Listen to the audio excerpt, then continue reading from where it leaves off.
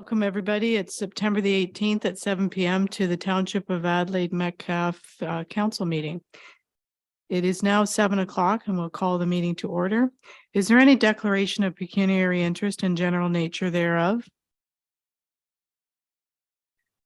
Seeing none, we have before us the minutes from February the 5th council meeting. We have a recommendation that the minutes of the Adelaide Metcalfe Council held on September 5th, 2023 be adopted as presented. Were there any errors or omissions? If not, could I have a mover and a seconder? Moved by Councillor Kingma, second by Councillor McKinnon. All those in favor? And that's carried. Thank you. We also have a recommendation to approve the adopt as printed, the September 11th Adelaide Metcalfe Council minutes. Could I have a mover and a seconder? Moved by Councillor Nordoff, seconded by Councillor Brody. All those in favor? And that's carried. Thank you.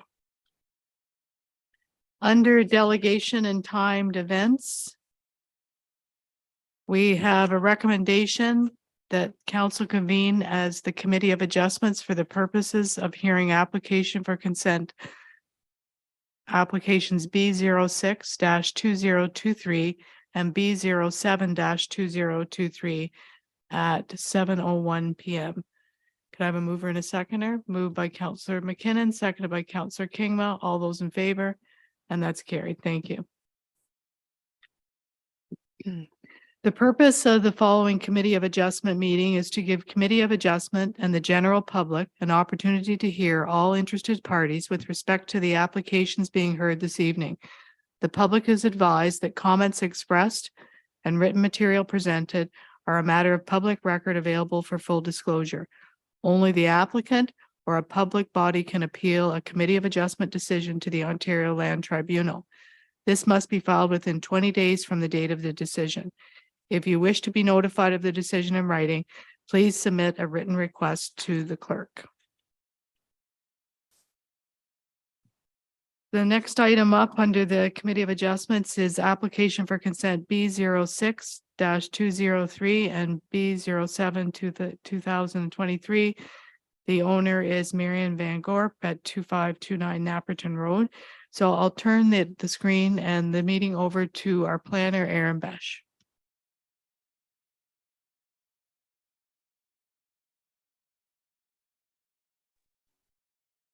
Thank you, Chair. Sorry for the delay there. I couldn't find my unmute button for a moment. You'd think I'd be better at this whole Zoom thing after years and years, but so thank you. The first application before committee this evening, as the Chair stated, is B06 and B07 2529 Napperton Drive. So the purpose of consent B06 is to permit the severance of a residence from a larger farm parcel, which has been deemed surplus to the needs of the farming operation. And further, consent B07 is requested to permit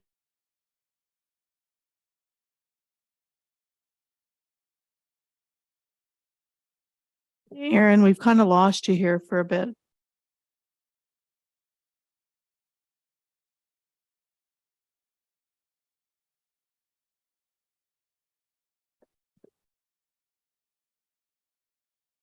Can you say test, test and see if we can hear you? Test, test. Now we can proceed, please. Thank you. So B06 is the surplus farm dwelling severance, and B07 is the request for an easement, an access easement for the hydro line. So the subject property is approximately 22.5 hectares in size. It's located on the south side of Napperton Drive, just east of Seed Road. The applicant is requesting a residential lot be severed, which is approximately 0.6 hectares in size, or 6.7 hectares in size, with a frontage of approximately 76 meters along Napperton. The lands proposed to be severed contain a single detached dwelling constructed in 2009 and a large accessory structure at the rear, which is to be used for personal storage. The lands contain a driveway onto Napperton Drive, which is, of course, a collector road under the jurisdiction of the County of Middlesex. The retained agricultural property is made up of just agricultural land in crop production. There's a water course at the southern end of the property, which is regulated by the St. Clair Region Conservation Authority. There is also a portion of the property that is identified as significant wood. Okay, we've lost you again, Aaron. Can you check your equipment?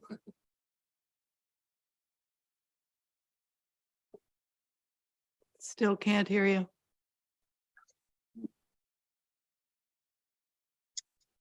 There, say something. Test, test. Hi. There you go, Hi. you're in. Okay. If you can give me 1 second, I'm just going to tell my husband to not be using the internet for a moment. It might You help don't a even little. live in rural Ontario. Go ahead. I am in the center of London. This shouldn't happen.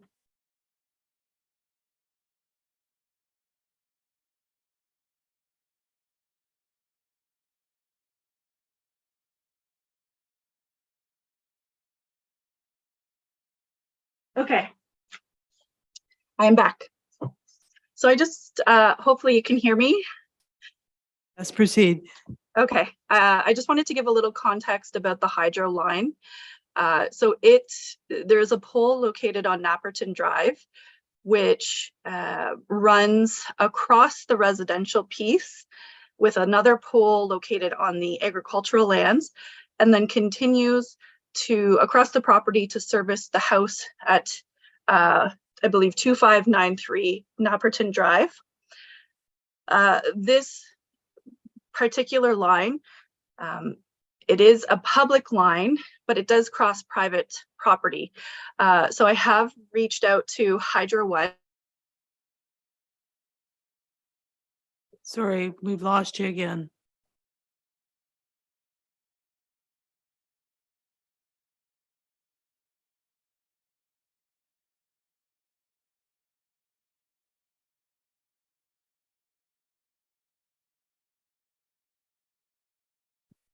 Does she have your number?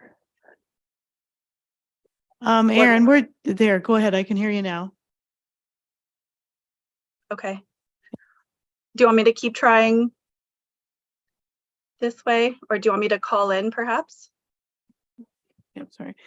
Yeah, it's working now, and this will be the third time. If it doesn't stick, then we'll have you call Morgan's phone and we'll put you up to the mic. Okay. Thank you. Okay. So I will power through. So the hydro line services the neighboring property. Hydro One has confirmed that they see that there could be a potential easement in place, but they're not sure if there is or not. They've passed me along to about 4 different people. They have indicated they will be getting back to me on October 16th to confirm whether or not there's an easement. So with that thought in mind, the applicant and I wish to move forward with the request for an additional consent for the easement. So we built it into the conditions where they can satisfy either confirmation from Hydro One that there is an easement, or the other route that they do proceed to have the easement established. And all that really is just including a piece on the reference plan, on the survey plan, showing where the hydro line is, and then registering that on title. So although I have had confirmation from Hydro One at this point, I think the best move is to proceed with the request for the easement as well. So the application was circulated as per the requirements of the Planning Act. The drainage superintendent advised that the property does not appear to be part of a municipal drain watershed, so no drain reapportionment assessment will be required. The chief building official advised that confirmation of the septic location is required. No public work comments. County engineer required dedication of up to 15 meters from the center line of construction of Napperton Drive across the retained and the severed piece for the purposes of road widening in the future. We also received a comment from the safety and standards officer that a address for the retained farm parcel will be required. And Enbridge also advised that there are lines in this area, and if their lines are impacted by this severance, it'll be at the cost of the applicant to relocate those. So I'm satisfied that all of the criteria for surplus farm dwelling severance have been met. The applicant has been advised of all of the requirements, including a rezoning of both the severed and retained parcel. So my recommendation this evening is approval, subject to our standard conditions, with the addition of number 5, which is the road widening requirement from the county, as well as number 8, that either confirmation be received that there is an existing legal access over the hydro line servicing 2593 Napperton Drive, or one be established over both the lands to be retained and lands to be severed, and that these easements be registered on title of both lots to the satisfaction of the township. Further, my recommendation for B07 is approval, subject to the 5 conditions I outlined in my report. So I do apologize for my internet access, but we made it through. And open to any questions. That's great, Aaron. Does council have any questions for Aaron? Yeah, go ahead, Betty Ann. Through you, Mayor Clark, to Aaron. Aaron, with that hydro easement being registered on title, does that create another severance on that property, that front portion? Through the chair to Member McKinnon, no, it does not. All it will be is about a 3-meter wide line that will be just over top of where the hydro lines run right now. It's just a separate part on the reference plan, and just basically outlines where their legal access will be located, and that gets registered on title for both the retained and severed piece, but it does not create a separate parcel at all. Thanks, Aaron. Is there anyone in the gallery that wishes to speak against this recommendation? Is there anyone in the gallery that wishes to speak in support of this recommendation? Okay. We have a recommendation to approve. Where is the thing here?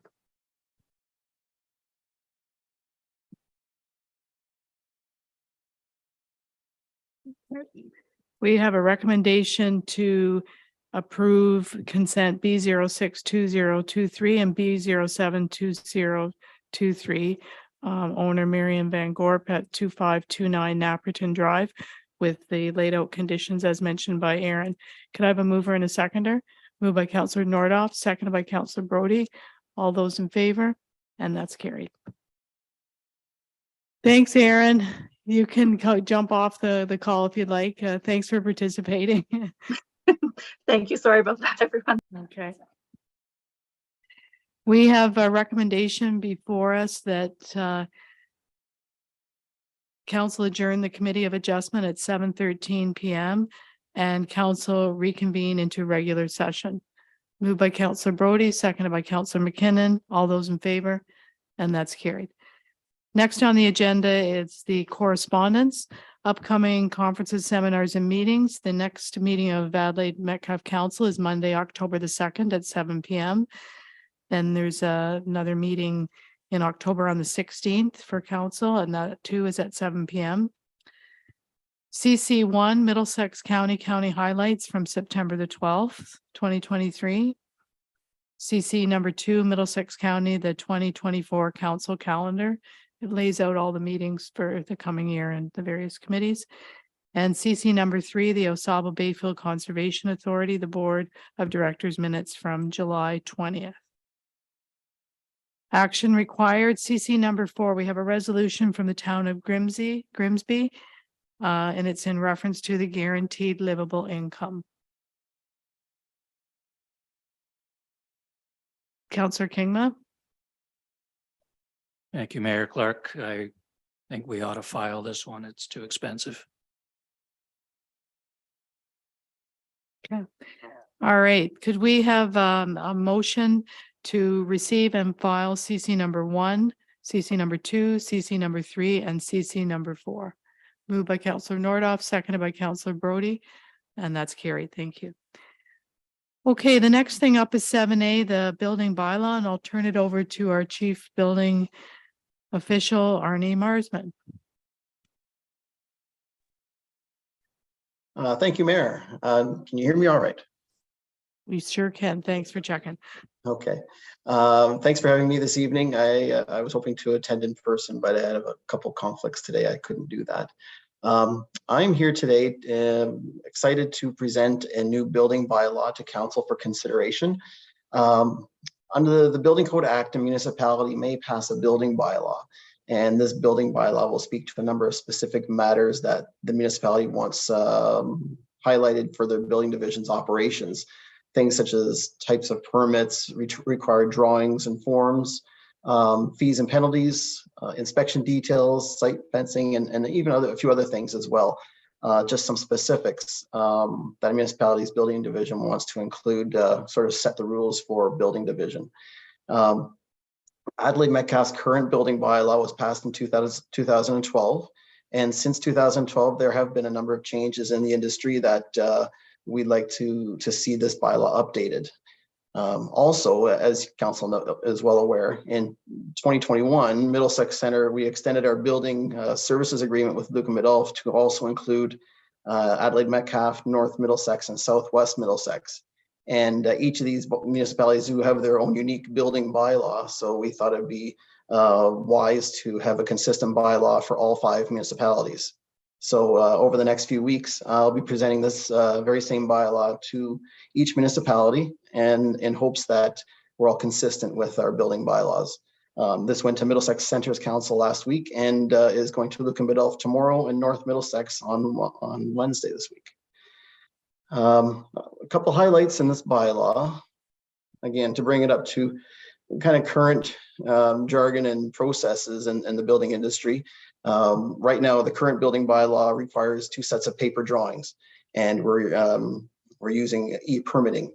So this bylaw does have an option for e-permitting and still allows for paper drawings. We also established some set fines for when we need to use them for people building without building permits. It allows for remote inspections. So it's not new to the industry, but it's suggested that it's be recognized in our building bylaw. And a remote inspection is not something that we would take place of a first time inspection. But if we do an insulation inspection on a Friday afternoon and there's a small issue that they can't resolve while we're there, but they really want to drywall on the weekend, we'll make an agreement maybe for them to send us a picture at the end of the day. And this sort of recognizes those remote sort of inspections. And even during COVID, we use this from time to time for FaceTime calls when we didn't want to be face-to-face with people. Also, this bylaw expands some of the potential needs for required attachments for building permits, such as more detailed review of the grading on the property and impacts on neighboring properties, as well as site servicing and drainage.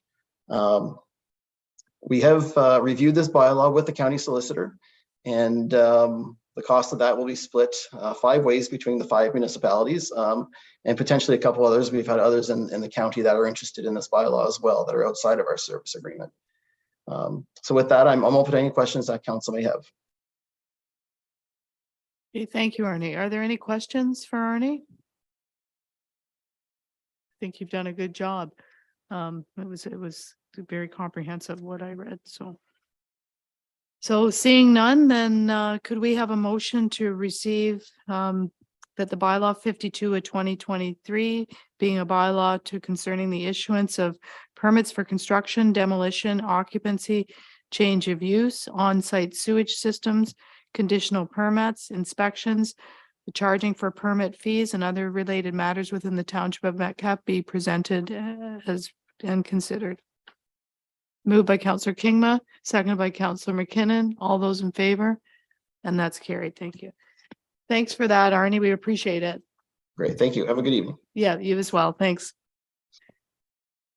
Okay, the next item is the operating budget to actual as of the end of August 2023, and I'll turn this part of the meeting over to our treasurer, Johnny Pereira. Thank you, Mayor Clark. Through the council, we do have in front of us the August 2023 budget actual report. Overall spending and revenue collection is on pace with the approved budget with the noted overages listed. Staff will be completing a forecasting exercise later this month to better understand where we'll land for the end of the year. We have seen some significant overages. We just want to make sure we're going to hit budget and have any corrective actions dealt with while we still have a few months left before the end of the year. So the recommendation is to receive the report as presented. I'd be happy to answer any questions.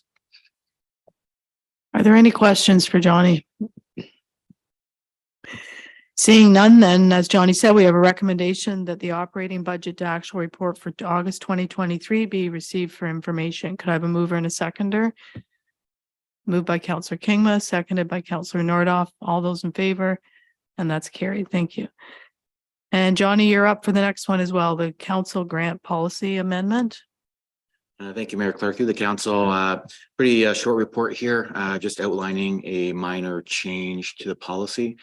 Since we have moved up our budgeting practices, hoping to pass those earlier, it would be good practice to push up the grant program so we can use those figures into the overall budget. So the recommendation is to amend the policy as presented, and that's moving the grant program to October, so do October 31st instead of November 30th. I'd be happy to answer any questions. Any questions for Johnny? Can you remind everyone who's watching what the deadline is for applications for the grants? For sure. So this year, pending council's approval, that will be October 31st. So that will be posted to social media on the opening of October 1st. And then we will be reaching out to all the applicants in 2023 to let them know of the change, so no one is affected by this date change. Okay. That's great. Thanks, Johnny. So we have a recommendation that the council grant policy be updated to amend the program deadline to October 31st annually from November 30th. Could I have a mover and a seconder? Moved by Councillor McKinnon, seconded by Councillor Nordoff. All those in favor? And that's carried. Thank you. Next up on the agenda is our Public Works Manager, Coulter Cahill, to give us an update on the speed radar results. Thank you, Mayor Clark. In response to frequent requests in 2022, council budgeted for the purchase of 2 speed radar signs. This helps create safer roads in our community. One of those, I will note, one of those speed radar signs were graciously donated by Caradoc Townsend Mutual Insurance Company. The Public Works Department staff constructed 2 trailers this past winter to allow for the radar signs to be more mobile than having to mount them on posts.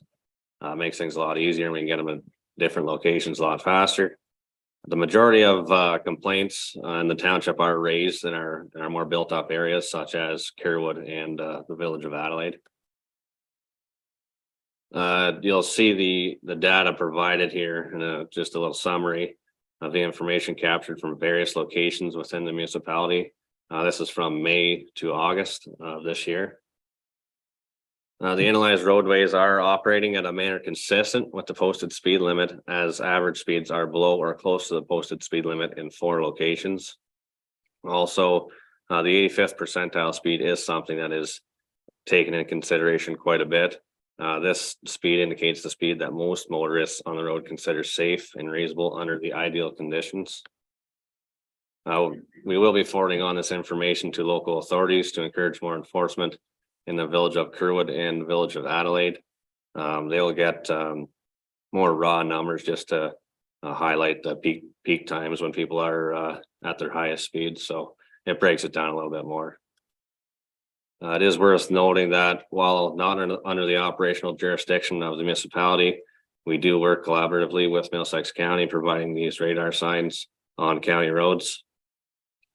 I will note that the radar trailers will be on Catesville Drive and Melwood Drive over the next few weeks, and then they will go further into the south and hopefully make its way back to Kerwood and Adelaide for late fall. So there's no financial implications, and I will open up for questions. If not, there's my recommendations at the bottom. Are there any questions for Coulter? I just have a comment to make. I think it's great that, you know, the Public Works team were able to construct the trailers at a considerable savings. We didn't have to buy them, right? So it's great. They had the skill set to weld something together and paint them up. So that's great. We have a recommendation that the speed radar results report be received for information. Moved by Councillor Kingma, second by Councillor Brody. All those in favor, and that's carried. Thank you. Okay, we have a recommendation that council adjourn to closed session at 7:25 pursuant to section 2392 of the Municipal Act 2001 as amended to discuss the following matters: litigation or potential litigation, including matters before administrative tribunals affecting the municipality or local board, a proposed or pending acquisition or disposition of land by the municipality or local board, and personal matters about an identifiable individual, including municipal or local board employees. So we are going to go into closed session now, so I have to ask anyone in the gallery to leave. So thank you for coming out tonight. Yeah.